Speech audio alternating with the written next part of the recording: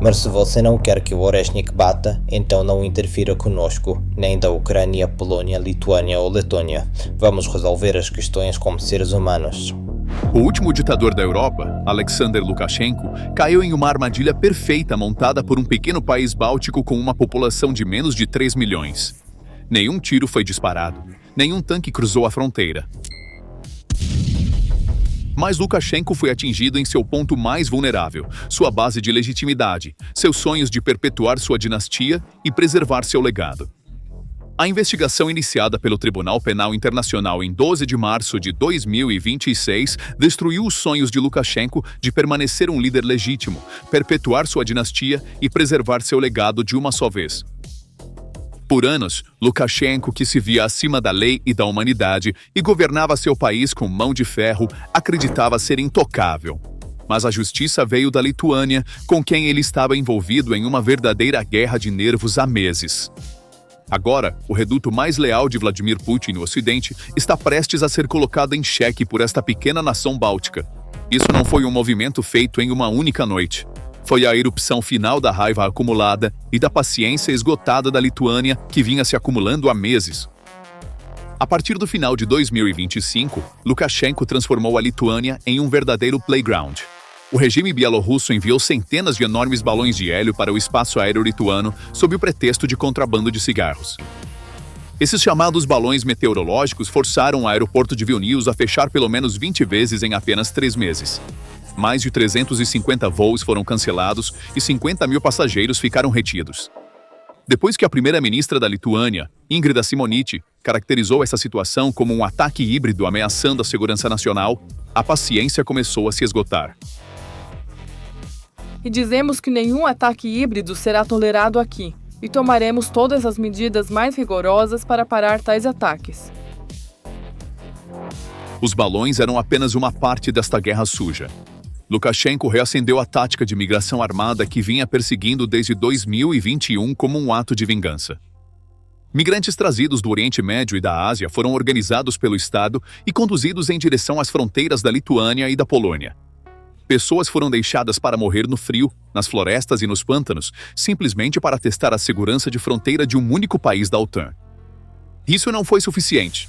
Em novembro de 2025, mais de 1.200 caminhões lituanos localizados dentro da Bielorrússia foram apreendidos como reféns para chantagem econômica.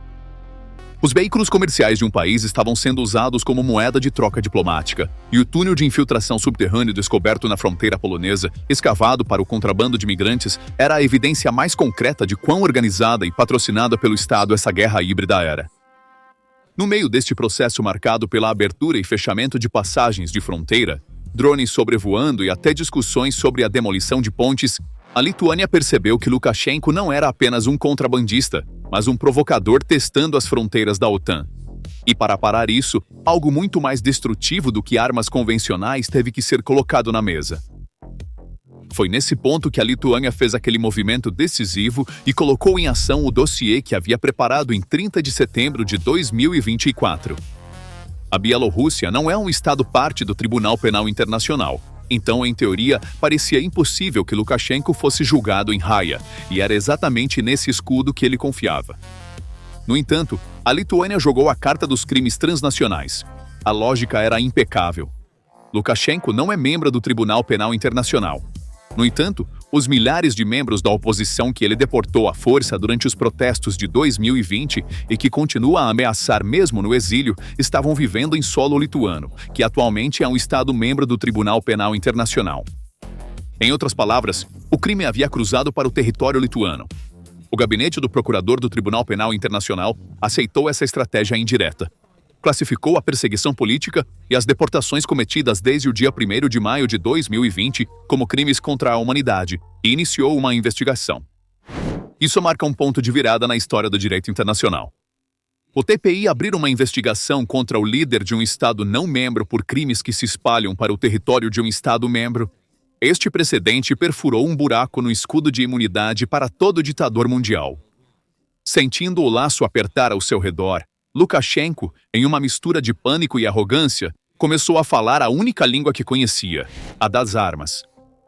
Ele se dirigiu à Ucrânia e aos seus vizinhos da OTAN, particularmente à Lituânia, que havia apresentado uma queixa contra ele no Tribunal Penal Internacional, dizendo: Não estou dizendo que vamos atingir Vilnius, Varsóvia ou Kiev com este Oreshnik amanhã, Deus me livre. Mas se não querem que o Oreshnik atinja, então não interfiram conosco, nem da Ucrânia, Polônia, Lituânia ou Letônia. No entanto, essas ameaças vazias envolvendo mísseis nucleares não assustaram nem Vilnius nem a OTAN, porque os mísseis Oreshnik pertencem não a Lukashenko, mas à Rússia. A Bielorrússia não tem capacidade nuclear independente. Lukashenko está brandindo ameaças com as armas de Putin, o que mais uma vez prova sua dependência do Kremlin. Essas ações serviram apenas para documentar seu histórico de crimes contra a humanidade e sua falta de confiabilidade no cenário internacional. Esta decisão é o primeiro vislumbre sério de luz no fim do túnel escuro para as centenas de milhares de bielorrussos que têm lutado pela sobrevivência dentro de um triângulo de medo, repressão e exílio desde 2020. A declaração histórica da líder da oposição exilada Sviatlana Tsikhanouskaya resumiu esse sentimento. Esta decisão traz de volta a esperança. Os responsáveis serão responsabilizados.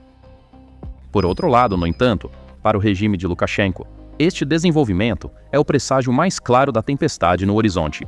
Sem perder um único soldado, o regime sofreu o golpe mais pesado à sua legitimidade. O impacto mais decisivo a longo prazo desta investigação será sentido nos delicados planos de sucessão da Bielorrússia. Há um cenário para o qual Lukashenko, de 71 anos, tem se preparado silenciosamente há anos: seu filho Nikolai. Este jovem, que tem aparecido em funções governamentais ao lado de seu pai desde a infância e foi criado em uniformes militares, era um herdeiro aparente de fato. No entanto, este processo desencadeado pela Lituânia está abalando o plano dinástico em sua essência. Se um mandado de prisão oficial for emitido para Lukashenko em um futuro próximo, ele se tornará um completo pária no cenário internacional.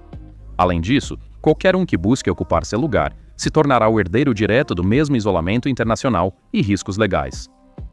Esta situação forçará as elites pragmáticas dentro do regime, a burocracia de segurança e os comandantes militares a fazerem uma análise de custo-benefício a sangue frio. Quem gostaria de permanecer no navio, afundando de uma família que é procurada internacionalmente e enfrenta o risco de ter seus bens apreendidos? Uma versão bielorrussa do síndrome de queima de uniforme, onde as forças de segurança mudam de lado quando sentem o colapso do regime, um fenômeno frequentemente observado no Irã ou em autocracias semelhantes ao longo da história, está surgindo como uma forte possibilidade no horizonte. O movimento chocante da Lituânia significa muito mais do que uma manobra diplomática isolada. Este passo apresenta um plano estratégico que reescreve as regras do jogo para toda a região do Báltico e o flanco leste da OTAN. Os 8 países nórdico-bálticos, agora o motor de segurança da Europa, estão se preparando para replicar este quadro legal. Estônia, enfrentando desinformação interminável e sabotagem cibernética em suas fronteiras. Letônia, com evidências de tráfico de imigrantes organizado diretamente pelo Estado bielorrusso. Enquanto isso, Finlândia e Polônia estão preparando seus casos para levar as ondas artificiais de imigração que se acumulam em suas fronteiras para a raia. Quando a enorme dissuasão militar da Polônia se combina com a ofensiva legal lançada pela Lituânia, um grande círculo está se formando em torno do regime de Minsk, com suas opções se tornando cada vez mais limitadas.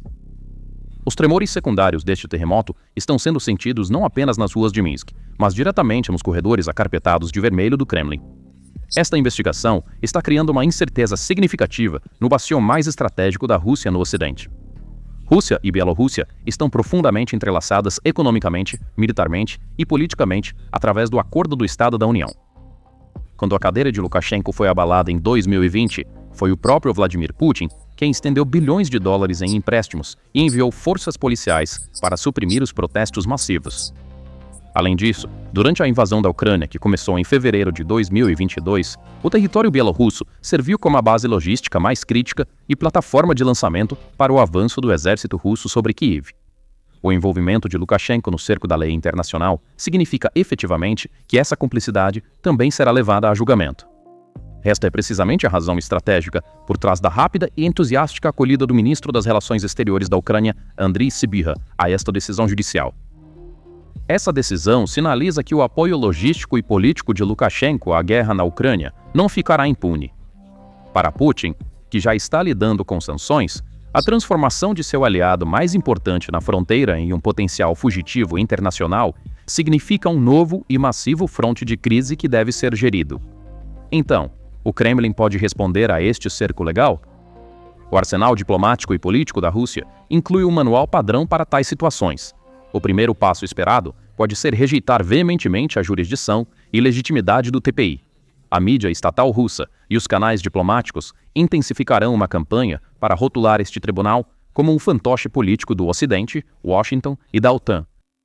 De fato, a mesma campanha foi usada no mandado de prisão de março de 2023, emitido especificamente para Vladimir Putin. O Ministério das Relações Exteriores da Rússia pode acusar a Lituânia de ser a provocadora da Europa. Vai enquadrar esta investigação como uma interferência direta na soberania e nos assuntos internos da Bielorrússia. No terreno, as questões podem se tornar ainda mais complicadas. A intensidade das táticas de zona cinzenta, como um aumento nas campanhas de desinformação direcionadas à Lituânia, voos mais frequentes de balões ou drones ao longo da fronteira e até mesmo ciberataques a infraestruturas críticas, pode ser intensificada. No entanto, todo esse barulho gerado na mesa diplomática e o caos híbrido sendo tentado no terreno não serão suficientes para ocultar a profunda desproteção legal enfrentada pelo Kremlin em Minsk. O direito internacional pode avançar lentamente, mas uma vez que seus mecanismos são acionados, é quase impossível detê-los com propaganda. Além disso, essa onda legal imparável não se limitará à Europa Oriental ou ao Kremlin. Esta arma legal inventada pela Lituânia estabeleceu um precedente histórico que inquieta todos os regimes autoritários globalmente e expande permanentemente a capacidade do Tribunal Penal Internacional de alcançar estados não membros. Vamos dar uma olhada no mapa mundi. Pressões transfronteiriças visando refugiados que fogem da Coreia do Norte. A Coreia do Sul, o alvo, é membro do Tribunal Penal Internacional. Políticas cruéis visando os milhões que fluem da Venezuela para a Colômbia. A vizinha Colômbia é membro do Tribunal Penal Internacional. Milhões de vítimas forçadas a buscar refúgio na Jordânia e no Líbano, vindas da Síria. Ambos os países anfitriões são membros do Tribunal Penal Internacional. Então, na superfície, a Lituânia apenas abriu um caso contra Alexander Lukashenko. Mas, na realidade, isso acionou uma mina terrestre global que perfurará o escudo de imunidade para ditadores ao redor do mundo.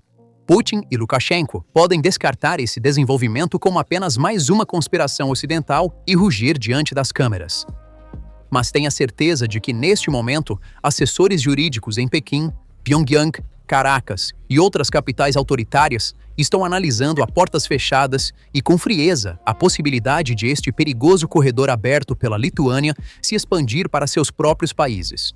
Enquanto o mundo inteiro debate as repercussões desta nova arma legal, o laço agora está se apertando completamente em torno da figura central do jogo. Com sua visão do futuro escurecendo, suas esperanças de restabelecer laços com o mundo ocidental completamente destruídas e seu vínculo com seu próprio povo baseado apenas no medo, Lukashenko caiu na enorme armadilha que cavou para si mesmo no final daquele perigoso jogo híbrido que jogou com a Lituânia. Um líder sob investigação pelo Tribunal Penal Internacional como potencial criminoso de guerra, agora não tem para onde se voltar, exceto para Vladimir Putin. É previsível que a Rússia explore essa fraqueza em seu próprio benefício e, sob o pretexto de proteger Lukashenko, absorva os recursos econômicos, fábricas e soberania militar da Bielorrússia de maneira ainda mais agressiva. Essa figura, que uma vez brandiu ameaças nucleares contra Varsóvia e Vilnius com mísseis Oreshnik, agora enfrenta o perigo de se tornar um governador desesperado que entrega seu país ao Kremlin apenas para se agarrar ao poder por mais um dia. Em resumo, esta vitória assimétrica provou que, não importa quão inabaláveis os autocratas possam parecer, o caos que eles criam um dia transbordará e sufocará seu próprio poder. Lukashenko se tornará ainda mais beligerante em casa e se agarrará ainda mais à sombra de Putin para se manter à tona. Mas o acerto de contas pelo sangue derramado nas ruas, as vozes silenciadas e as vidas destruídas anos atrás, começou agora nos pesados e frios corredores de Raia. Para o povo da Bielorrússia, as engrenagens da justiça podem girar lentamente. Mas uma vez que o martelo bate na mesa, a arrogância de nenhum ditador e o alcance de nenhum míssil serão suficientes para impedir o iminente grande colapso. A ilusão de poder se foi. O tempo de acerto de contas chegou. Então, quais são seus pensamentos sobre este assunto? Por favor, compartilhe suas opiniões nos comentários. Para se manter atualizado sobre novos vídeos e análises aprofundadas, inscreva-se no nosso canal e ative as notificações. Fique ligado na PPR Global em busca da verdade. Obrigado por nos escolher. Obrigado por nos escolher. Obrigado por